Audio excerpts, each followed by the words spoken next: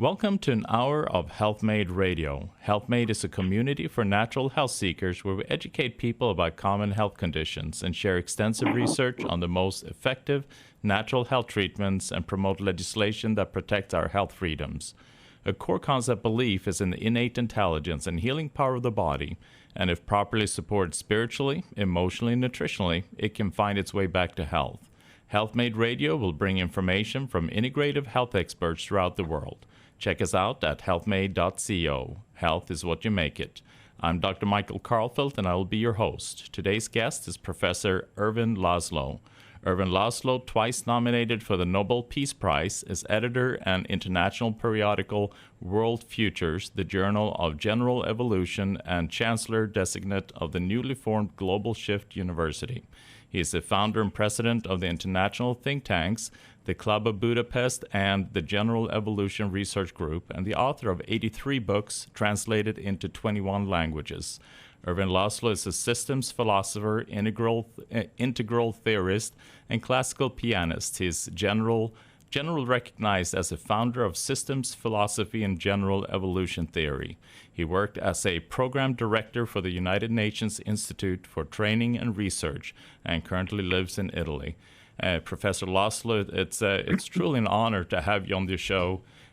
All the accomplishments that you have done.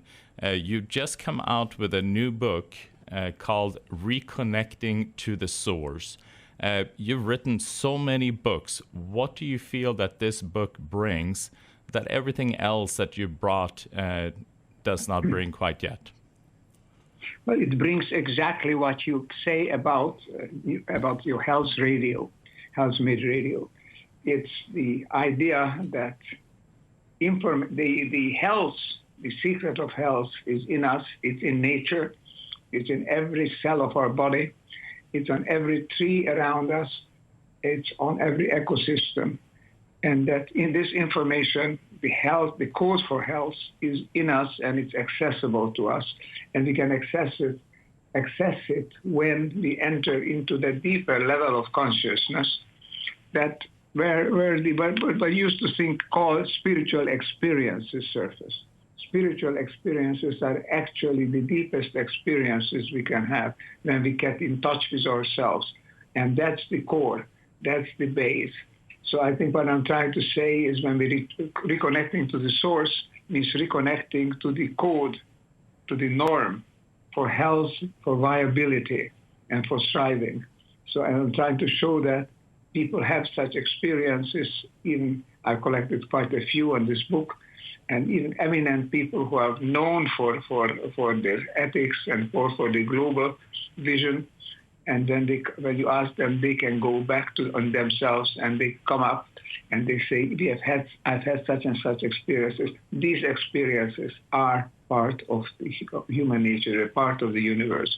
And I'm trying to show the secret for health is to discover the health, the base for health in ourselves, in nature around us. We live in such a world right now. There are a lot of changes that are taking place, and we kind of look and see, are we living in a way that is sustainable? Are we treating the earth in a good way? Are we as human beings going to be able to survive all these different shifts that take place? How are we going to position ourselves in regards to that? Is that some of the message in your book? Well, this precisely. We need to reconnect because we are not connected. We have broken that connection that in classical times sensitive people have had. I think all the great prophets, the great religious leaders, but also the great scientists, great philosophers always have had. We have broken that. And we are now at loose, so to speak, on this planet. We don't find the way. We don't have the way. But the way is there in us because this universe, as they say nowadays in the new paradigm for cosmology and for the new physics, the whole universe is a hologram. That means it runs on information. It connects through information. And that information is in everything. As we know, in a hologram, all the information that produces the whole image is in every part. No matter how smart the part it is, it's there. So I think this recognition that the information that we need to find our way is in us, because we are desperately in need of reliable information. We have passed actually a critical point already, a bifurcation point as a choice. We are moving in the wrong direction as of now. We are creating increasing pollution, increasing deterioration in the world, increasing tensions on the social level, increasing pollution on the level of the ecology. So we are changing the climate, we are changing society, we are changing the cultures. We need to return. We need to return to reconnect. So I think we are not in an irremediable position, but we are not in the good ways, not proceeding the right way. We need new politics. We need a new ethics. We need a lot of new thinking, which I sum up with the idea of a new paradigm for knowing the world, for knowing who we are. I think in your New Health Radio, actually, you are producing this kind of information, and that is very, very important. Thank you so much. Because in the book, you were talking about the different big bangs. I mean, normally for a layperson, you're just familiar with one big bang, but you're talking about several and how these big bangs then create these tremendous shifts, and that we even have a big bang ahead of us. And if we don't position ourselves properly, we may not have a good outcome. But these are metaphors. A tremendous, wild, world-shifting change. Call it a kind of a Big Bang, because the Big Bang was something that occurred in the universe. It was 13.8 billion years ago, according to the latest calculations, roughly. And this has created the conditions under which these particles, quantum particles, could emerge and could create atoms, and the atoms could cohere into molecules into cells and organisms and planets and galaxies. So this enormous change from a universe that we don't know what it was before this, but certainly it wasn't it wasn't our universe. This universe emerged 13.8 billion years ago, and that was a Big Bang. But now other transformations have occurred. The emergence of life was such a transformation. The emergence of mind, consciousness in the eras, in the ambit of life was such a Big Bang. So we can talk about the possibilities that another basic transformation is awaiting us, creating the world that is sustainable, that is back on track toward a universe which is based on coherence, based on the integration of information, based on the search and the finding, actually, in the case of the universe, and the finding of harmony, of what we call in science coherence. Coherence is the fine-tuning of every part to every other part. So all these parts work together as one. That is the secret of evolution in the universe, and that is the secret of health and of life, working coherently as one, which young people express, as sensitive people express, as an unrequited, unconditional love, because it's the feeling that we are attracted to one another, that we belong together to one another.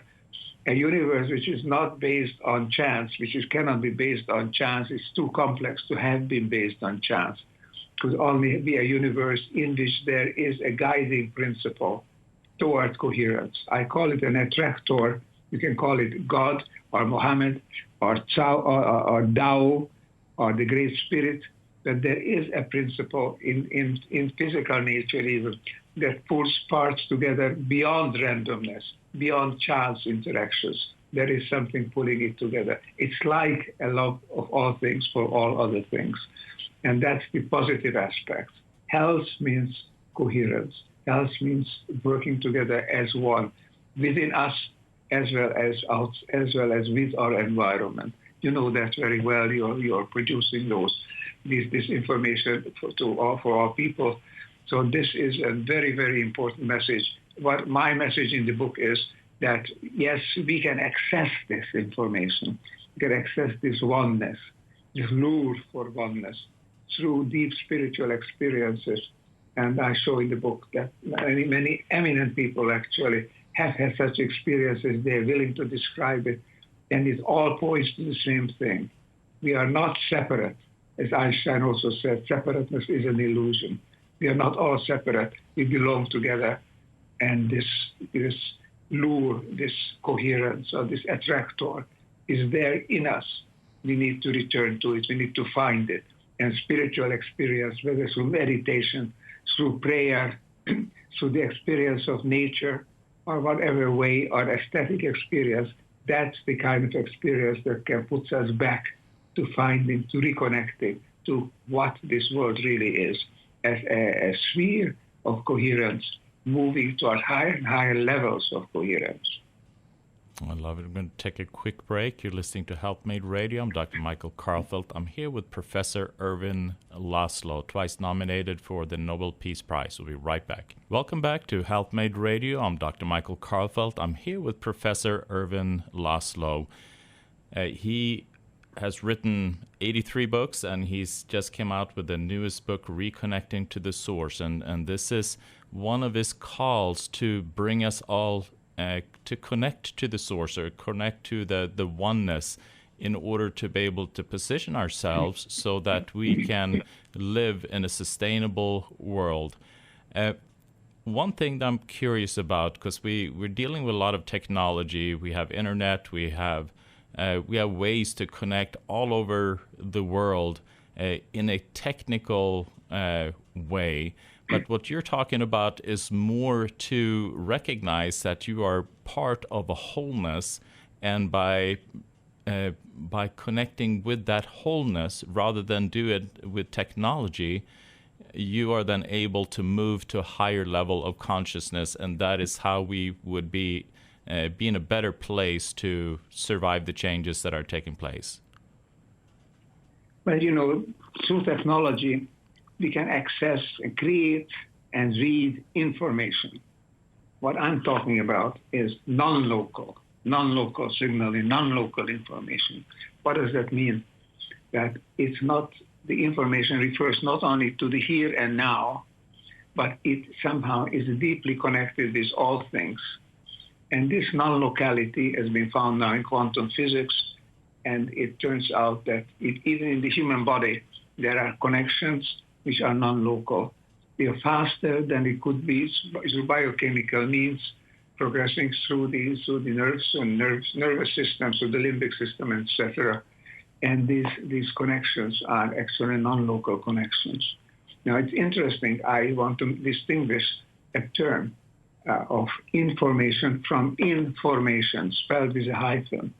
This concept has been introduced by the great quantum physicist David Bohm, who says that information is not an energetic signal. It's a spontaneous, immediate effect of one thing or another thing. And in the quantum universe, the connections are informational, spelled with a hyphen. And this deeper sense, this deeper signal, is something that we can access when we enter into a deeper state of consciousness ourselves. And that's when we can return, what I call, to the source, to the universe. We can then be part of that information, recognize that information, so that we form what is around us, we form ourselves, we become ourselves part of the coherence that is emerging slowly and very much overlaid and sometimes substituted by incoherence. But on the whole, and the universe as a whole is moving toward higher and higher levels of coherence. And that is based on the spontaneous connection about with all things of all other things. And that is the non-local connection that quantum physics is talking about. And that is what we need to recognize, that healing occurs, healing proceeds through non-local connections, because it's time independent, it can be space independent. I have colleagues who are healing in this way, and I know that you are familiar with that. And I think this is important to recognize. There is more to the universe than the information that we produce technologically. There is a deeper information which forms the universe, has formed it from the very beginning of the evolutionary process and continues to form. Some great scientists like Max Planck actually thought that to explain how even the elements, the particles of an atom hang together, we need to apply to a higher will, to a higher consciousness in the universe. Einstein agreed also that we must assume that there is a mind infinitely more powerful and more intelligent than ours at work behind the laws of nature. Of course, Gandhi and many other people have echoed this insight. So I would say, yes, there is a recognition that we are more than biochemical machines. We are not just biochemical machines. We are informed systems that run on this information, and we can reconnect with that information when we allow our mind to get rid of this surface chatter, which is there under pressure of everyday life, and get down deeper. And then we can access what we call spiritual experiences, that they bring us forth. They bring something forth of that attraction, of that love, which is there basically in the universe. Because David Bohm, one of the things that he contributed with a lot of things, but talking about the implicit and explicit order, and the implicit being then the source or the underlying factor, and the explicit is what we are seeing, and that they are continually the explicit, which is the world around us that we see, we touch, and that is continually being formed out of the implicit, out of the source, and it's then being able to recognize then that you have that continual connection to that implicit, or to the attractor, or to the source, and being in touch with that and not separating yourself from that. Exactly right. If you use these concepts, which is in deep dimension, which is the dimension that Plato was talking about, 2,500 years ago. It's the form, it's the soul, it's the spirit that underlies all things. We called it many different names. But now in quantum physics, we recognize that what we observe and what we can measure, what we can experience, is a surface phenomenon. There's an underlying factor, an underlying information field, which forms that surface. So you could say the implicit order, which is the implicate order, I should say. That's what he calls it. Yeah. The implicate order is forming, is shaping, informing, actually, the explicate order. So the implicate order is the deep dimension. The explicate order is the world around us that we live in, that we perceive, that we act on. But underneath it all, there's the deeper dimensional, this informational dimension, which also can be accessed, can be experienced, if we allow our consciousness, our mind, to move onto this deeper level. Then we are party of the spiritual deep, can be a religious experience, can be aesthetic experience, can be ecstatic experience, but an experience that goes beyond the everyday world. Then we can, in a way, get some of the information from the implicate order. And that is a very, very challenging thought. It's been around for 3,000 years in philosophy, but now surfacing in quantum physics in terms of experiments, and that show that the world is indeed an interconnected, seamless whole. Well, we're going to take a quick break. You're listening to Health Made Radio. I'm here with Professor Ervin Laszlo with his latest book, Reconnecting to the Source. We'll be right back. Welcome back to Health Made Radio. I'm Dr. Michael Karlfeldt. I'm here with Professor Ervin Laszlo, the author of Reconnecting to the Source and 83 other books. So the amount of wisdom is just tremendous. So when we're talking about the implicate order, it almost sounds like we are being born every moment from the implicate order, meaning that we're looking at our life as a continuum, but in reality it seems like if we have this underlying factor that every moment is a new moment. And I mean, we always hear about living in the present and being connected with the present. And that way we are then able to connect more to the source. And we have people, educating us about meditation, spiritual practices to help us with that, connecting with our breath, etc. What are your thoughts about that? Well, we are reborn, yes, but we are not the same as any system that exists in this universe. We are constantly being informed by this deeper level. Plato knew that very well. I think the Platonic philosophers, Platonists, knew this very well. And there's all of the Eastern philosophy, the whole Buddhism is works on that basis. And that there is this deeper level out of which emerges the world that we perceive. So we are fed by this deeper information, and we can be informed by it if we allow it. The great secret, in a way, the great key to health and fulfillment, curing not just the symptoms, but the causes of illness, becoming one with the world around us, is to allow this information which is in the world, which is, to my mind, it's an attractor, as the system scientists would say, toward coherence, toward complexity, toward creating integral systems rather than just heaps and aggregates, creating systems from atoms to the galaxies, including living systems. And if we allow that, then we are being formed by that.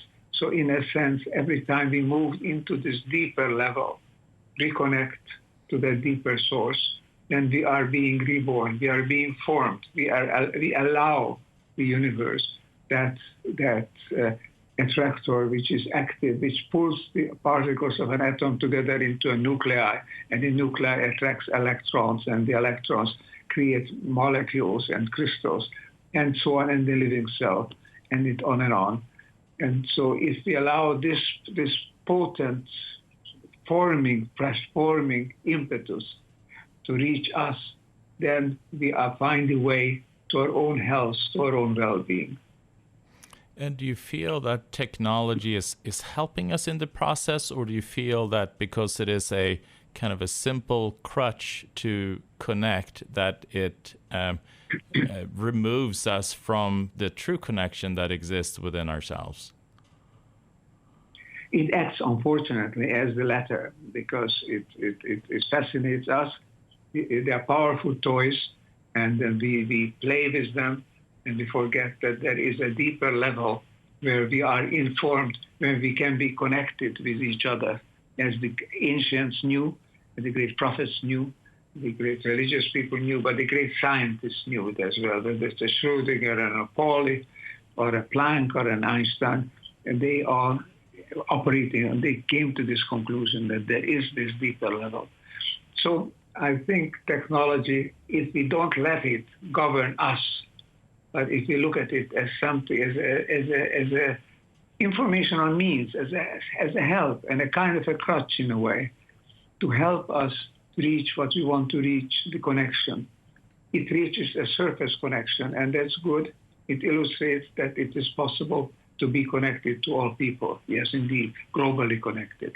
But we can go deeper. We mustn't stop with the purely technological connections. We know we can go deep down, have this kind of altered state, new consciousness, spiritual experiences, and allow that to penetrate to our mind. And then we enter into an information field, an informational field spelled with a hyphen, as we said a moment ago, of which we are a part. And that, I keep saying, and I want to insist on that, that is the secret, the key to a viable world in us and around us. And I know in your book you gave a tremendous amount of examples of people that have had these experiences that shows that there's something more. I mean, that the source is in play in their life. You know, things that are taking place that logically we cannot explain with just physical explanations.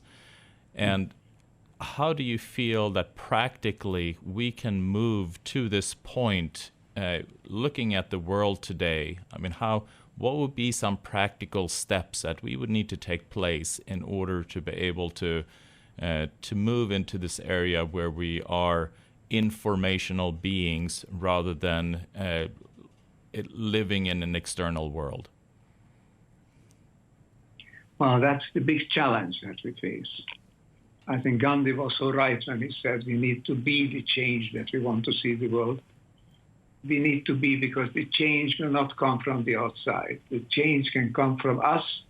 In society, it will come from the grassroots, and it will come from people who have this new consciousness, this higher level of consciousness. Many young people do.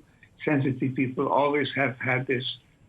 And if we can just allow, all the Buddhist teachings, for example, give you keys, ways of help to get ourselves into that state of mind in which we can experience this deeper oneness around us.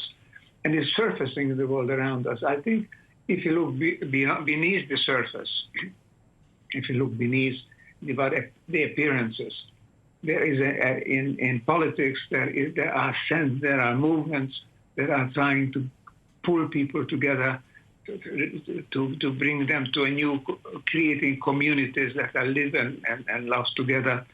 In business, there is on the leading edge, there is likewise, there are connections like this, there are movements like this, the new sense of business as in service of evolution, in service of human well-being rather than just making money and seeking power. And there is in education, there are movements for reconnecting this, re-knowing, recognizing, I want to say, that there is this deeper level that we can also access. So all around us, and I give examples in this book, all around us, there are these positive movements also. So the surface deterioration, the surface degeneration is a phenomenon which we can correct by going onto a deeper level.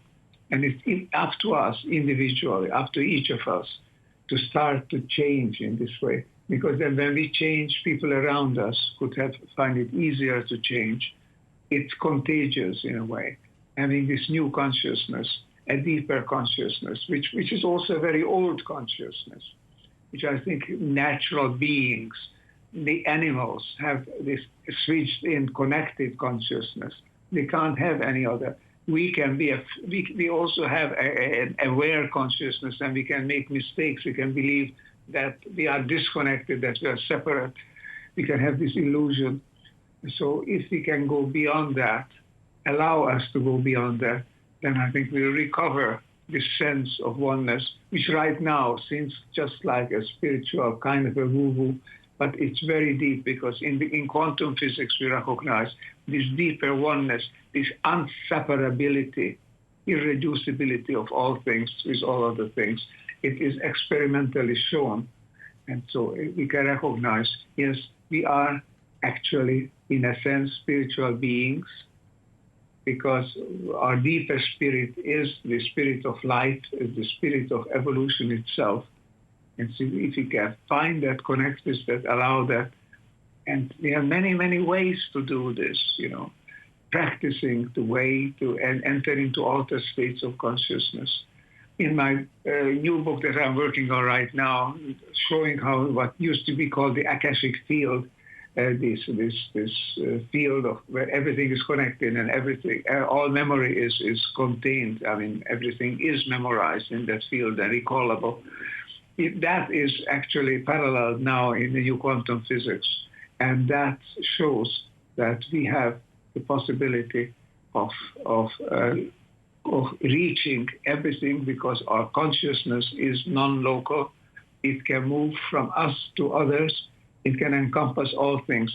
Sounds a bit like metaphysics. It's becoming the new science. It's becoming the new paradigm. So I would say, yes, use every technique, every possibility to allow yourself to plunge into the deeper layers of your consciousness, of your mind, and come up with those insights that can be then the guiding stones for your behavior on the surface level as well. Well, if we're going to take a quick break, I'm Dr. Michael Karlfeldt. You're listening to Health Made Radio. I'm here with Professor Ervin Laszlo. We'll be right back. Welcome back to Health Made Radio. I'm Dr. Michael Karlfeldt. I'm here with Professor Ervin Laszlo, twice nominated for the Nobel Peace Prize and author of 80, almost 90 books soon. Will be. So it seems like your book is like a call to action, and what you're explaining here is a call to action where we are looking at our business models, we're looking at how we conduct our personal lives, how we live our relationships, how our educational system is, and to see if we can shift that in a way to we will recognize these quantum principles rather than these separationisms that currently prevail. Am I correct with that? Yes. And the root problem that we have is this belief that there are kind of mechanical little systems that are moving independently of one another, and we only have responsibility for us and what we do to immediate surroundings. And this kind of separateness is fueling an egocentrism, ultimately an egotism, which is at the root of the problems that we have, because we try to advantage ourselves, even at the cost of the advantage of those around us and the world around us. So to move back to this deeper level of recognition of who we are, I think is perhaps the royal road to find again our connection to nature, to the world around us. I mean, it's very remarkable that, as you know, as a medical doctor, that there's a lot of talk these days about forest grazing, for example, about getting back to nature and experiencing the deeper rhythms of the world around us, of being part of an ecosystem of where we have been born into. And this kind of a return to the embrace of a deeper nature is, I think, a very important element. It's not going back. It's not going backwards. It's going forwards. It's not passively accepting everything, but consciously moving into a sphere where we feel our oneness with things around us, and we begin to act in a way that is good for us, that is good for others. Because what is truly good for the world around us is good for us. It's probably the only thing that is really good for us. It seems almost like an individual, as things are evolving towards greater coherences and greater complexity, it almost seems like for an individual to be able to continue to be part of that system, they do need to change. Otherwise, it becomes too large of an interference.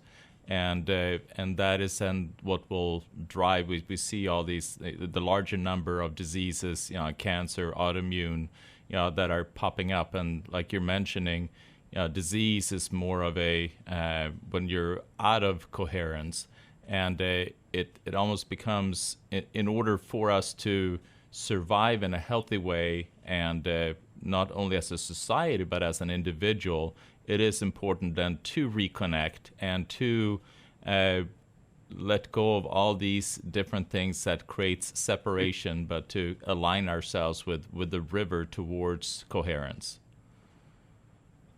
Well, the coherence, the drive toward coherence, the impetus towards coherence, which is expressed somehow by insensitive individuals as a sense of unconditional love, that is there in everything around us. It's a natural impulse. It's something, it couldn't be otherwise. Let me just mention this factor, which is so interesting and important. Up to very recently, after the past few decades, mainstream science was convinced, and probably still in medical, in not just medical, in physics, in universities, is still taught like that the universe is born out of a series of chance interactions. Things interact with one another and more or less governed nothing but by chance. And out of these interactions emerge some higher and higher forms of connection between things, and they ultimately emerge atoms and molecules and crystals and cells and ecosystems and societies and so on. Well, it turns out that even a simple thing, even a DNA of a simple organism like a fruit fly, is so complex that a purely random interaction and random mixing of its elements would take longer, by any reasonable estimate, would take longer than the age of the universe. You know, the great astrophysicist Fred Hoyle said that the idea that a living organism can emerge out of a chance mixture of its DNA is rather like saying, the probability is rather like saying that a hurricane blowing through a scrapyard will create a working aeroplane. Sure, there's a probability of that, but it's so minuscule that it's not worth thinking about. But the fact is, the universe is a complex thing, far more complex than any working airplane, and to have been born out of chance interaction, even a relatively simple organism is practically excluded. This is just a far too coherent, complex universe to have been the product of chance. And the working principle that seems to be underlying is the holographic universe or holographic existence, where every piece has the information of the whole, and they're all working in it's a dance synchronicity with each other continually, and that the information is transferred immediately rather than through, like you're saying, nerve impulses fully or chemical reactions. It is an immediate communication, and that is truly the only way that we can explain all the different biological activities within the body, and then also within the universe. Indeed, you are exactly what I intend to say. Say it very, very clearly. I appreciate that. I think we have this kind of coherence in ourselves, in our body. Our body is a quantum system. We could call it a macroscopic quantum system to distinguish it from a microscopic quantum system made up of quanta forming atoms and molecules. But we are a macroscopic quantum system. But we have the same characteristics as even the microscopic one has. We are all part of a tremendously coherent multi-level system where all levels interact and jointly form the whole thing. So nothing that happens around us is disconnected. This is very important, interesting implications also, because nothing can happen purely by chance. If nothing is disconnected from everything, then nothing can be by chance. Everything has some kind of connection, some kind of root, some kind of reason for happening, even if we can't discover it with our limited intelligence. But it's all there, and things are moving forward as in the creation of a cosmic symphony, you might say, a cosmic whole, a quantum whole, moving forward without being at the prey of chance. Sure, accidental things are happening. It's not a rigidly mechanistic universe. Many things are moving forward. Some things are moving back, reversing. There's disturbance in the system. There's noise in the system. But the overall impulse is there. Otherwise, we wouldn't be here. They're incredibly complex systems, as you know better than most other people. Our brain, how complex that is. Our nervous system, how complex it is.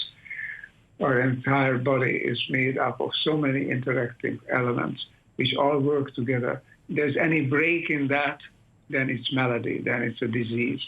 If the break is a form of disconnect, and then that part just moves by itself, tries to create its coherence by itself, then it creates an independent system within the system, and that can kill the whole system. We call it cancer. That's what a cancer is. An independent, a set of cells trying anthropomorphically, and acting as if they were independent and creating an organism within the organism. And that, of course, is not compatible with the host. And if it continues, then it kills the host. And we have to be very careful, because this analogy also applies to humanity as a whole, to see that we are not any form of a cancer, just creating our own world and killing the host, which is the biosphere, which is the whole planet, living planet around us. And with these principles, you were talking about three different. You have the non-local principle, which means that there's really no separation space-wise, and then also there is no time, which means that there really is no separation in time. And then also you're talking about the Akashic Records, which means that information about everything exists everywhere. Indeed. We are living in a kind of a universe that the ancient Hindu seers would recognize very well. That is the universe that they call the Akasha dimension. They call the surface dimensions of air, water, fire, and air, the fourth dimension, and soil. And there is beyond that a deeper dimension which encompasses all of these dimensions, which is the host, the root of all things, which they call the Akasha. And some prophets, some famous swamis, like Swami Vivekananda, for example, yogis, have described this very beautiful terms. And their description is so accurate in terms of what quantum science, quantum cosmology is coming up with. It's just simply amazing. They implicitly, intuitively, they perceive how there is this deeper dimension which is informing everything. And this is remarkable that this ancient insight is cropping up again, recognizing it and living along with it, knowing that it's credible, knowing that it's not just imagination. That is, I think, basically a precondition of returning to a healthy, sane world, behaving as sane individuals in a sane environment. Wonderful. Well, thank you so much, Dr. Laszlo, for spending your evening with me here today.